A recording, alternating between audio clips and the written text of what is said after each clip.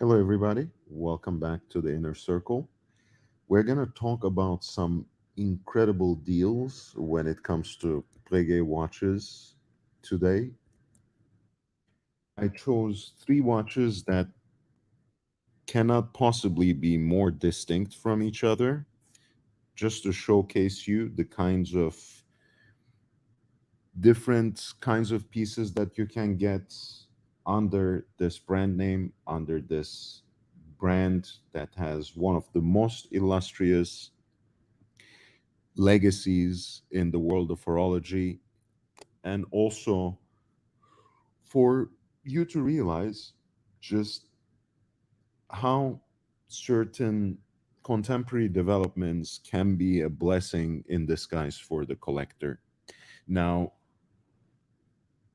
I'll start with a counter example. When you look at Breitling, for example, when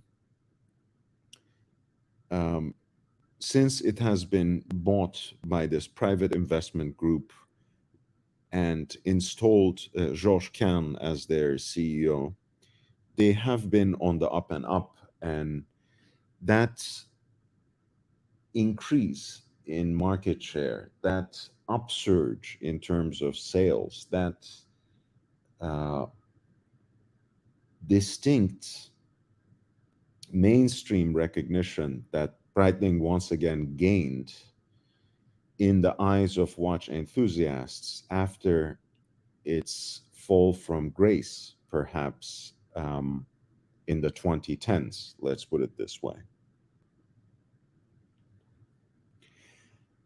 has had a very direct, if not necessarily an immediate effect on the vintage market. So a lot of the pieces, especially the classics that they are currently rehearsing, reissuing, highlighting again in terms of their new releases, they have gained immense value on the secondary market. Watches that were selling for a couple of $1,000 for $3,000 are now easily 5K and above. And there are more dramatic cases, but that's subject for another video.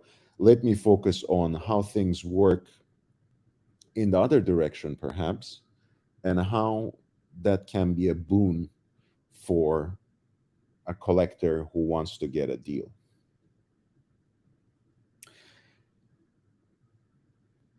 Nicholas Hayek Sr.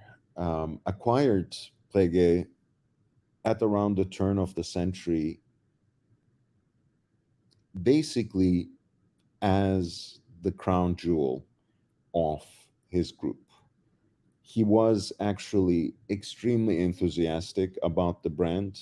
And until he passed away in 2010, I think you could clearly see in terms of the public appearances, in terms of the push, um, Breguet was really his pride and joy in an important sense. And we're talking about someone, again, who had an interesting trajectory, who, of course, came into horology through something quite different, rather a circuitous path, you might say. It's certainly not through high horology, certainly not as a watchmaker, but he was someone who recognized the immense value, the incredibly significant heritage of Breguet.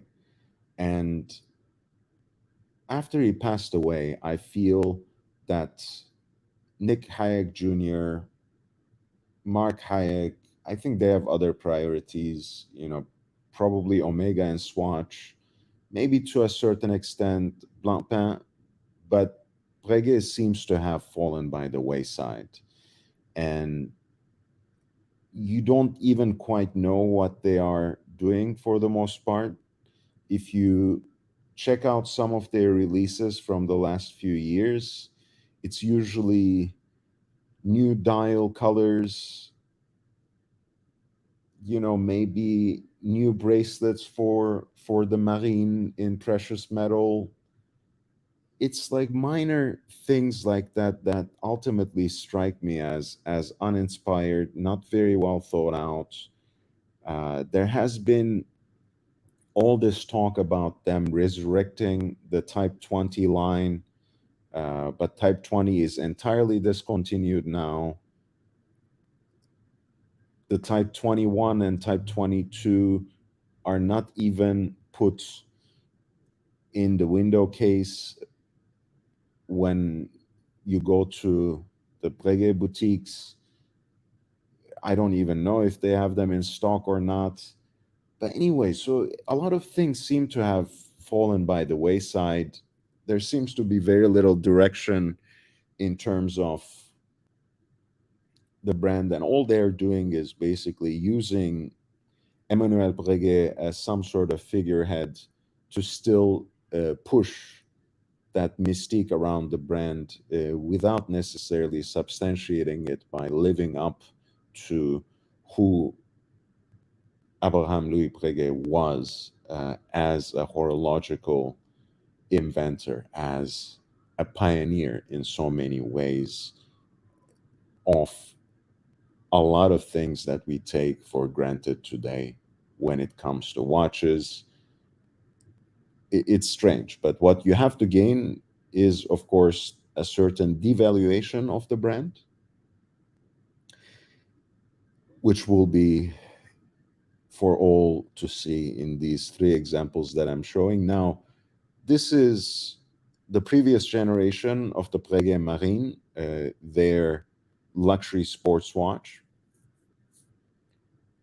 In this generation, there's no stainless steel version, so this can be very attractive for that reason.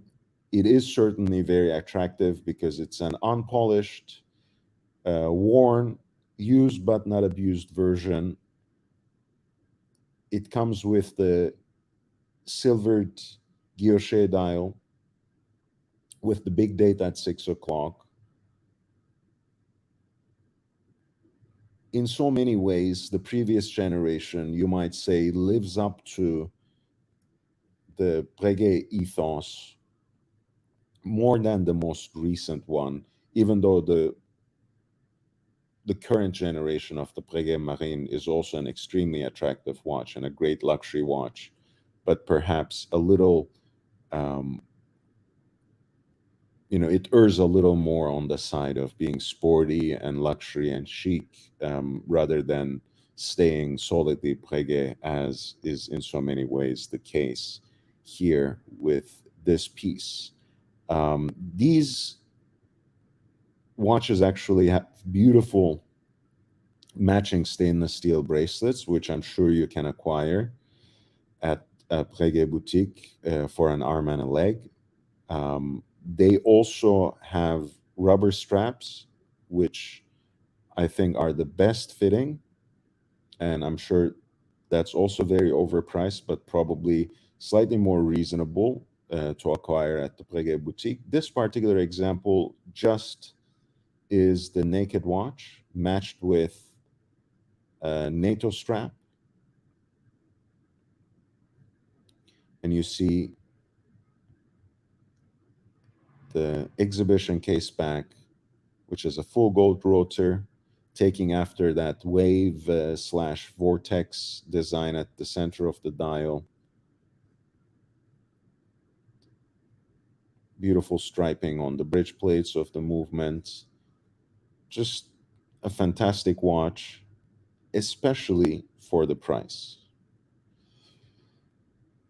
Again, just the watch, just the naked watch, the watch only, no box, no papers, not even the rubber strap, much less the bracelet. But the price point is so attractive that it needs to be highlighted. It's now under $7,000, 9,009, sorry, 6,979. It is listed by a private seller on Chrono 24 from out of France. That price, right under 7K in USD, is the buy it now price. The seller entertains offers as well. it is certainly priced to sell. It is waiting for someone to get a great deal on these watches, which usually are trending around low tens, all the way up to $15,000 for a full set with the blue dial, for example, which is the most desirable version. But this one, I think, is a great example if you just want uh, to, wear with some abandon, with no care in the world, enjoy, great price for a stainless steel sports watch by a heritage brand. It might not scratch your itch for a Patek Philippe Nautilus, Aquanaut, Audemars Piguet Royal Oak, or whatever else, but it's a great watch in its own right, and it is incredibly attractive in terms of the price point. Now we are going to something that's quite definitive in terms of Breguet's house style after the revival. This is reference 3130.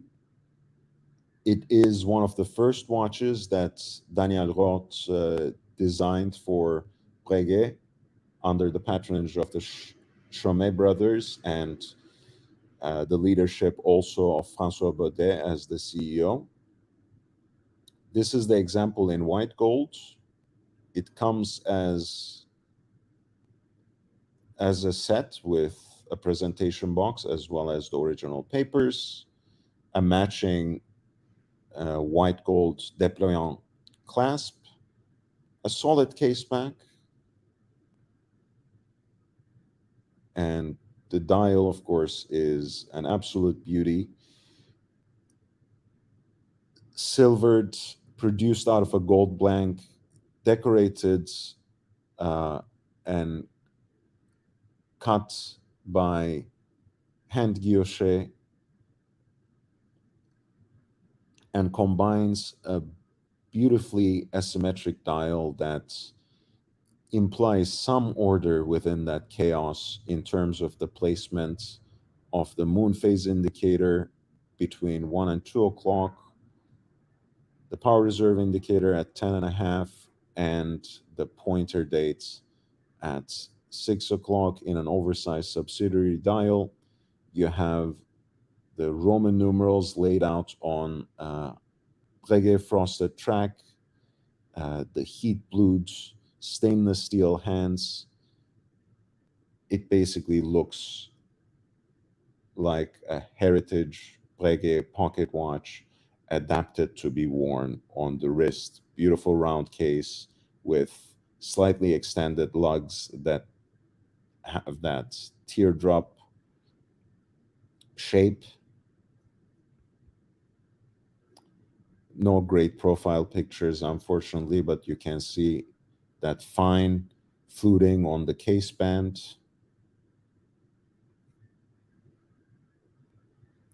And finally, the secret signatures that flank 12 o'clock. The piece is 36 millimeters in diameter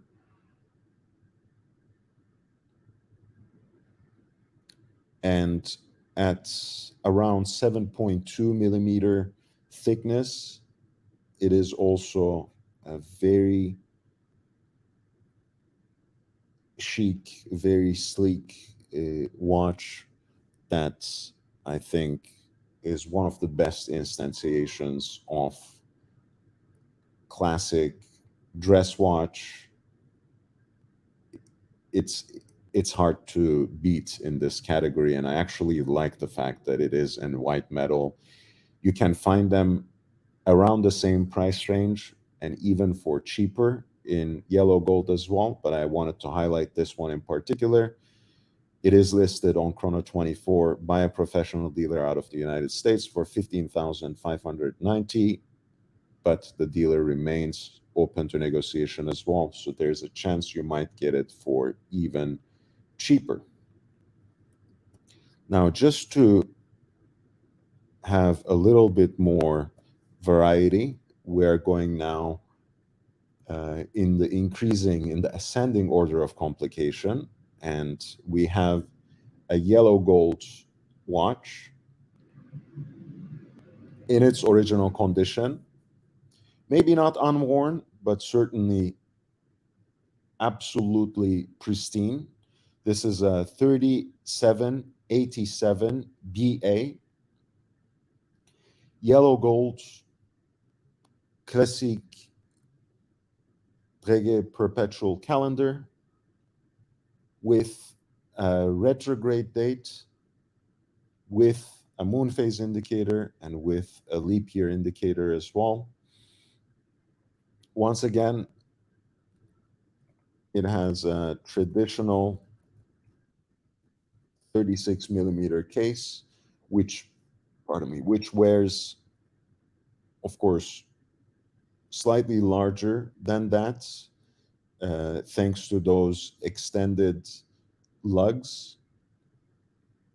And of course, the complication itself, I think, gives the watch a certain presence that uh, makes it larger than life.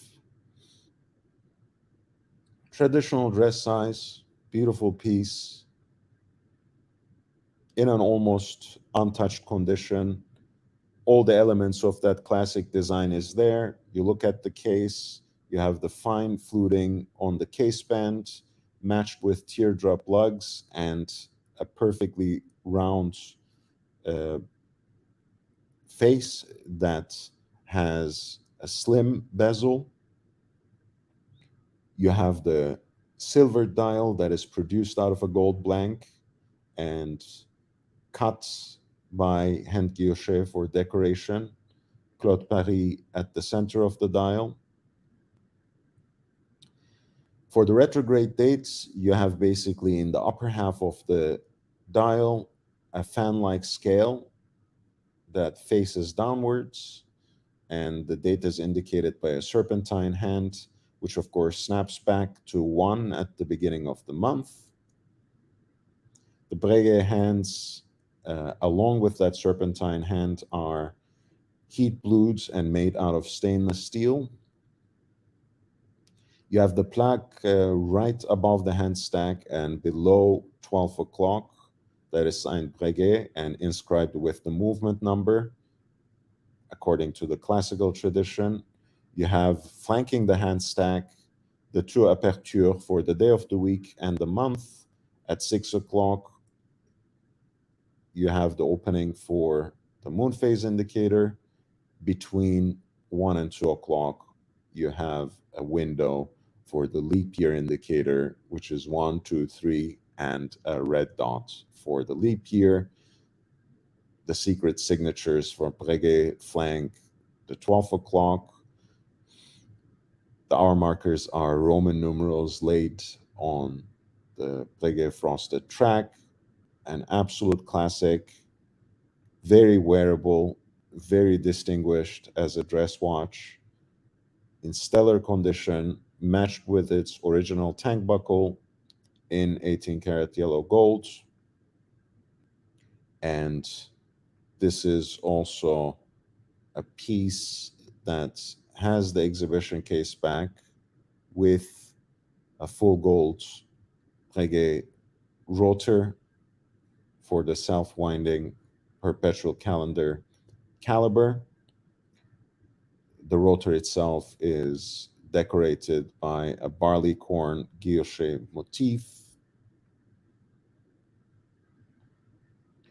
And I don't necessarily know whether it is its original presentation box or not, but you do get a very classy, old school wooden Breguet coffin style box that is absolutely beautiful and aligns beautifully, aligns perfectly with the ethos of classical elegance that Breguet presents. And this piece is right around 20K, which is already a very attractive price for a perpetual calendar, but you get